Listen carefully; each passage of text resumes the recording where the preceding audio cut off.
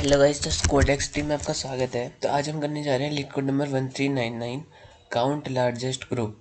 Easy problem है, आज का प्रॉब्लम ऑफ द डे है। तो ये मैंने लिखे हुए हैं अंडरस्टैंडिंग के लिए, अभी समझाने के लिए इनसे समझेंगे। तो क्वेश्चन क्या है, you are given an integer N, each number from 1 to n is grouped according to the sum of digits, return the number of groups that have the largest size. ठीक है, तो क्या है कि हमें एक एन इंटीजर गिवन है और 1 से n तक की ग्रुपिंग हो रखी है इन नंबर्स की, कैसे, इनके सम ऑफ डिजिट्स के अकॉर्डिंग। और हमें उनमें से लार्जेस्ट ग्रुप को क्या करना है, रिटर्न करना है। लार्जेस्ट नंबर ऑफ ग्रुप को रिटर्न करना है। तो अब देखो कैसे, यहाँ पे देखो 9 ग्रुप थे इनके हिसाब से इस केस में। ठीक है, अब वो ग्रुप मैंने यहाँ पे भी लिखे हुए हैं। ठीक है, ये है वो 9 ग्रुप। ये तो इनमें इन्होंने 4 ग्रुप्स का लार्जेस्ट साइज है ऐसे बता के रिटर्न करा हुआ है 4। ठीक है, तो क्या है कि देखो 1 और 10 का जो सम है ना, डिजिट सम, वो इक्वल है। 2 एंड 11 का डिजिट सम इक्वल है। 3 एंड 112 का डिजिट सम इक्वल है, इनका डिजिट सम इक्वल है। अब ये 5 6 ये अकेले हैं तो इनका डिजिट सम भी इक्वल ही माना जाएगा। ठीक है, तो अब हमें रिटर्न क्या करना है, जो मैक्सिमम बार अकर हो रहा है। देखो ये 110, इसका साइज देखो क्या मानेंगे हम, 2 मानेंगे ना इसका साइज। तो इसका जो 2 साइज वाले हैं वो 4 बार आ रहे हैं, 2 साइज वाले हैं जो 4 बार आ रहे हैं। ठीक है, और एक साइज वाले भले ही 5 बार आ रहे हैं, पर हमें क्या लेना है, 2 साइज वालों का लेना है। क्यों?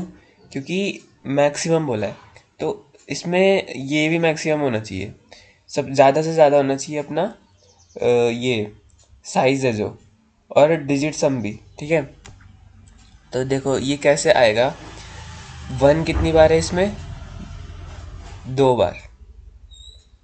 देखो 2 2 बार है, 3 2 बार है, 4 2 बार है। को 1 डिजिट सम इसमें 2 बार नहीं है, 1 एंड 10। 2 का डिजिट सम भी 2 बार है, 3 का डिजिट सम भी 2 बार है, 4 का डिजिट सम भी 2 बार है, तो ये भी ले लिया। अब 5 का, 6 का, 7 का, 8 का, 9 का, इनका डिजिट सम एक एक बार है। तो अब जो आंसर रिटर्न हुआ है वो हुआ है 4, क्योंकि ये देखो 2 2 2 2, तो ये क्या है, 2 क्या है, साइज है। तो साइज क्योंकि 1 से ग्रेटर है, एक साइज वालों से बड़ा है इनका साइज, तो दैट्स वाई हम इनको रिटर्न कर रहे हैं। ठीक है, तो इसके लिए हम एक मैप का यूज़ करेंगे, जैसा कि दिख ही रहा होगा, ये मैप ही है एक तरीके का, या फिर डिक्शनरी बोल सकते हैं पाइथन में। तो पहले तो मैं अपना मैप बना लेता हूँ। तो इसमें हम एक अनऑर्डर्ड मैप का यूज़ कर सकते हैं easily. Unordered map int comma int M नाम से। ठीक है, फिर हम पहले तो डिजिट सम निकालेंगे, तो निकाल लेते हैं। 1 से इसलिए ले रहा हूँ क्योंकि कंस्ट्रेंट्स 1 से शुरू हो रहे हैं। ठीक है, तो 1 से लेंगे, लूप चलाएंगे। पहले डिजिट सम को स्टोर करना पड़ेगा इसमें, कि जिनका सम 1 है वो कितने नंबर है, जिनका सम 1 है, जिनका डिजिट सम 2 है वो कितने हैं, फिर जिनका डिजिट सम 3 है वो कितने हैं। तो वो कर रहा हूँ अभी मैं। Less than equal to n होना चाहिए एंड i प्लस प्लस। तो मुझे क्या करना है,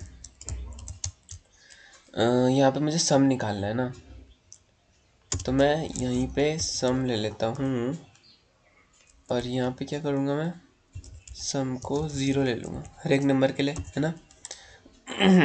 और एक यहाँ पे मैंने एल लिख दिया। यहाँ पे मैं एक कॉपी ले लेता हूँ, जिसमें मैं आई है ना, जो मेरे नंबर्स हैं आई नाम से, इनकी कॉपी क्रिएट कर लूँगा।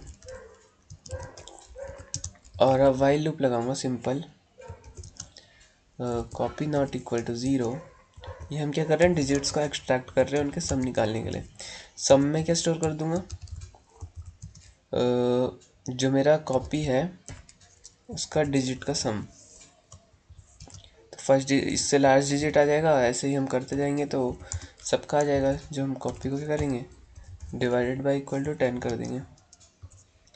ठीक है, तो अब हमें सम मिलेगा अपने फर्स्ट, जैसे कि देखो हमारा ये 1 से लेकर 13 तक जाएगा। तो जब आई में 1 आएगा तो कॉपी में भी 1 आ जाएगा, सम में 0 रहेगा।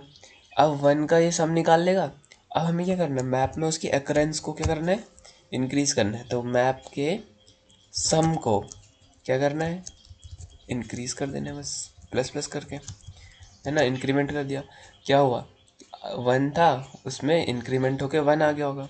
अब जब अगली बार जाते जाते लूप चलते चलते 10 पे पहुंचेगा तो 10 का डिजिट सम भी 1 ही आएगा। तो फिर क्या होगा, मैप के 1 में एक और प्लस प्लस हो जाएगा, तो 2 आ जाएगा यहाँ पे। ठीक है, तो इतने में तो ये किया हमने।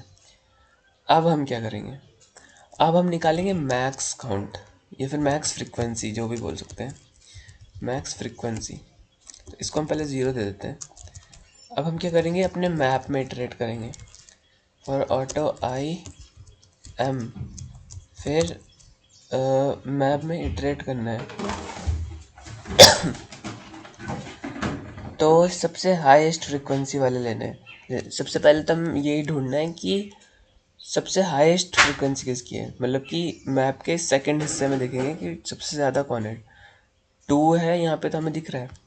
और याद रखना कि ये ऐसे अरेंज नहीं होंगे, ये रीअरेंज्ड होंगे कि ये अनऑर्डर्ड मैप है। ठीक है, तो अगर मेरा नहीं, अगर नहीं, जो मेरा मैक्स फ्रीक्वेंसी है इसमें मैं क्या डालूँगा, max of max frequency comma I dot second. तो इससे मेरे को 2 मिल जाएगा इस केस के लिए। पहले क्या आएगा, 0,2, तो उससे 2 ही आ जाएगा, है ना। तो अब मैक्स फ्रिक्वेंसी में 2 आ चुका है। अब जब ये चलते चलते यहाँ जाएगा, वैसे तो ये रीअरेंज्ड है पर हम ऐसे अरेंज्ड में देख रहे हैं। तो जब ये 1 में आएगा तो क्या होगा, 2,1, तो उसमें भी मैक्स 2 ही है। तो मतलब कि मैक्स फ्रिक्वेंसी में अपने 2 वाले आ जाएंगे। मतलब मैक्स फ्रिक्वेंसी में क्या आ चुका है इस केस के लिए, 2 आ चुका है। अब हमें सिर्फ ये देखना है कि 2 वाले कितने हैं, और यही है अपना आंसर। 2 वाले जितने होंगे वही अपना आंसर होगा। तो यहाँ पे हम उसके लिए एक काउंटर बना लेते हैं जिसमें हम स्टोर कर लेंगे। तो क्या करेंगे, फिर से अपने मैप में इटरेट करेंगे एक बार फिर, और क्या करेंगे, इफ़ मैप डॉट सेकेंड जो मेरा है, इसको नीचे लिख देता हूँ। इफ़ मेरा जो मैप डॉट सेकेंड है वो बराबर हो रहा है किसके, मैक्स फ्रीक्वेंसी के। मैप डॉट सेकंड से क्या आएगा, क्या आता है मैप डॉट सेकंड से, मैप की सेकंड वाली चीज़ होती है जो जो कि इस केस में क्या है, अकरेंस, हर एक डिजिट सम की अकरेंस। तो वो जब जब हमें मैक्स काउंट के बराबर मिलेगी जो कि 2 है, तो तब तब हमें काउंट को बढ़ा देना है, काउंटर को इंक्रीज कर देना है।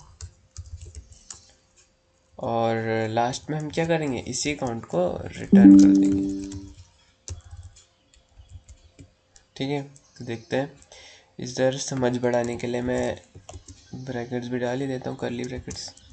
कुछ गड़बड़ भी हो चुकी है, यहाँ पे आई डॉट सेकेंड लिखना था, मैंने गलती से मैप डॉट सेकेंड लिख दिया। ओके, तो मैंने ऊपर भी यही तो नहीं करा, नहीं सही है।